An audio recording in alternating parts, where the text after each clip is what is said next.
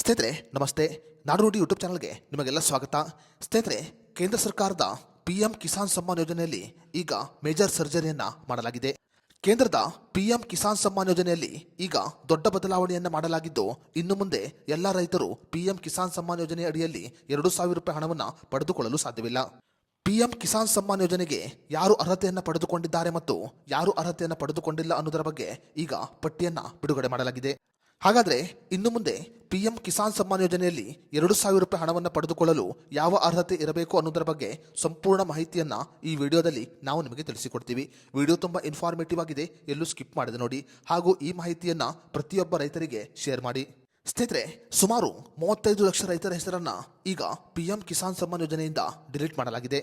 ಸ್ನೇಹಿತರೆ, ಕೇಂದ್ರ ಸರ್ಕಾರ ನೀಡಿರುವ ಮಾಹಿತಿಯ ಪ್ರಕಾರ ಕೆಲವರು ರಿಯಲ್ ಎಸ್ಟೇಟ್ ಮಾಡುತ್ತಿರುವವರು ತಾವು ಕೃಷಿಕರಂತ ಸುಳ್ಳು ಹೇಳಿ ಹಣವನ್ನು ಪಡೆದುಕೊಳ್ಳುತ್ತಿದ್ದಾರೆ.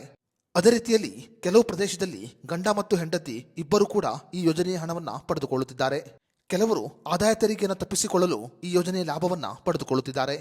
ಕೇಂದ್ರ ಸರ್ಕಾರ ಈಗ ಸರ್ವೆಯನ್ನ ಮಾಡಿದ್ದು ಸುಮಾರು 50 ಲಕ್ಷ ನಕಲಿ ರೈತರು ಸಿಕ್ಕಿಬಿದ್ದಿದ್ದಾರೆ. ಈಗಾಗಲೇ ಸುಮಾರು 35 ಲಕ್ಷ ರೈತರ ಹೆಸರನ್ನ ಡಿಲೀಟ್ ಮಾಡಲಾಗಿದೆ.